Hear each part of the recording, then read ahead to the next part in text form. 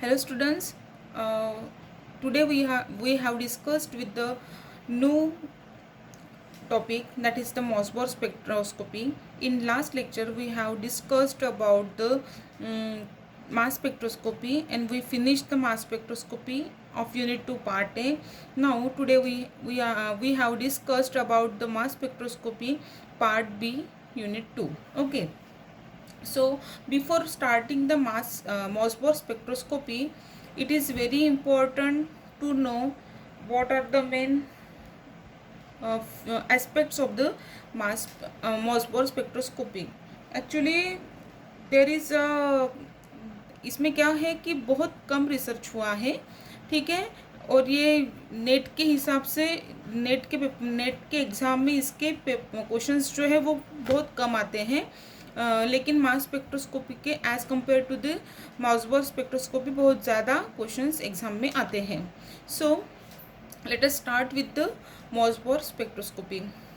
Now देखो, जैसे हमने कहा था कि मास स्पेक्ट्रोस्कोपी में जो है वो क्या होता है, क्या इम्पोर्टेंट रहता है, कटायन फॉर्म होता है, आयोनाइजेशन होता है, ठीक है. तो in case of the Mossbauer spectroscopy there is the study of nucleus. हम किसी भी एटम के न्यूक्लियस की स्टडी करने वाले हैं, ठीक है. ये बातें हमको याद रखनी है, ठीक है. दूसरी चीज़, कोई भी स्पेक्ट्रोस्कोपी यदि कहेंगे तो स्पेक्ट्रोस्कोपी बोलेंगे तो क्या होगा, कोई ना कोई इलेक्ट्रोमैग्नेटिक रेडिएशन का बॉम्बार्डमेंट होने वाला है. तो in case of the Mossbauer spectroscopy gamma radiation is used. Okay, so ये दो चीज़ें आपको ध्यान में रखनी है. One thing is that is nucleus, मतलब किसी भी एटम का न्यूक्लियस की स्टडी हम करेंगे, and another thing that is the gamma particles और the gamma rays is use for the Mossbauer spectroscopy. Okay, so let us start with the Mossberg spectroscopy.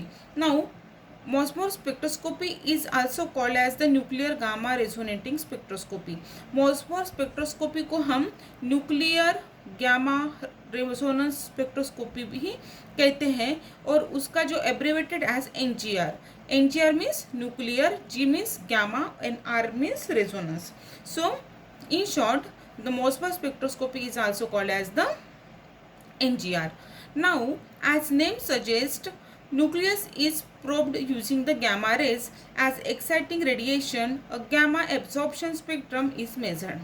देखो, जैसे मैंने अभी भी आपको कहा है कि इसमें क्या यूज़ होता है, गैमा रेज यूज़ होता है, ठीक है. Nucleus is probed using the gamma raise.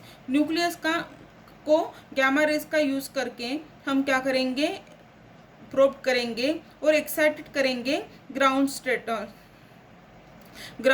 Excited state to ground state. Okay, and ground state to excited state. Okay, it is discovered by the Rudolf Mossbauer in 1957 to 58, is called as the Mossberg effect. Scientist Rudolf Mossbauer ने 1957 and 1958 में ये Mossberg spectroscopy के बारे में invention किया था during his PhD work. Actually he was a research scholar at that time, मतलब वो उनका रिसर्च वर्क PhD का चालू था, तभी उन्होंने वो एज अ रिसर्च स्कॉलर करके वो काम कर रहे थे, तभी उन्होंने ये मॉसबर्ग स्पेक्ट्रोस्कोपी का क्या किया है, इन्वेंशन किया है.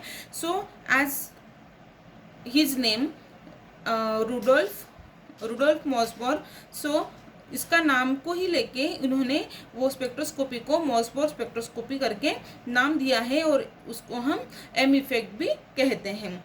नाउ अभी इसमें क्या होता है, देखो, it is based on the resonance fluorescence of gamma radiation.